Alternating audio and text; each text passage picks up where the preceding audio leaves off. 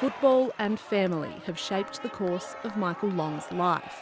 No man's an island, you don't do it alone, and it's the people that along the way, and that's my family.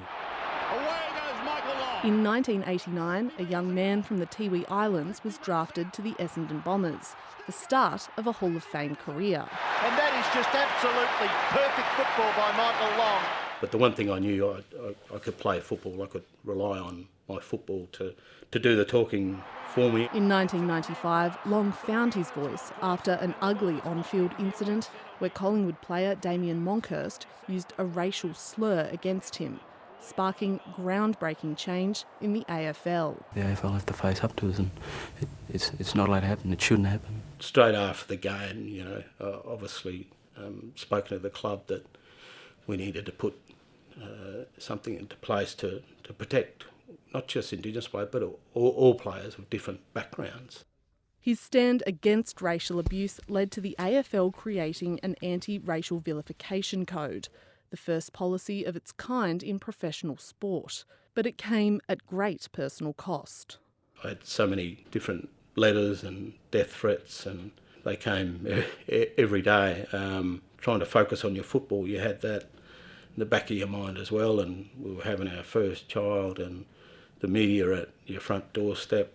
The incident now behind him, he shares credit with his one-time abuser, who has spoken of it as a terrible mistake. Obviously the player Damien Monkhurst, he's just had as much impact on the racial vilification and what happens in our game, and I have enormous respect for him.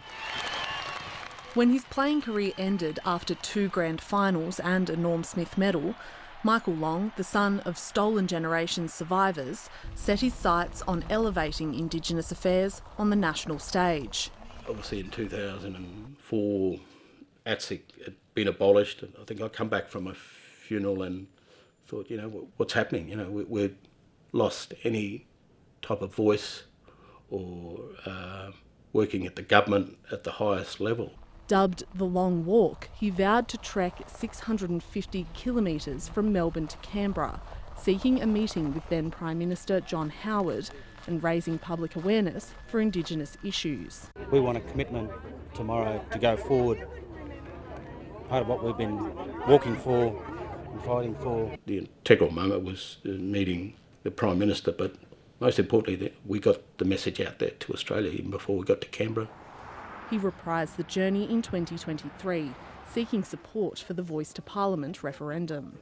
We had a great moment in time in Australia to do that, and it was so saddened after the walk and the outcome. In recognition of his service to Indigenous affairs, this year he will be honoured with a NAIDOC Lifetime Achievement Award. Michael's been having a huge impact on young people in particular for many decades, I suppose, playing on the field as well as off the field. It was really his time that we could really showcase and highlight his incredible work. Having my family come along and celebrate as a part of that, which is an integral part of this award which has been bestowed upon me. A trailblazer celebrated by the people he keeps fighting for.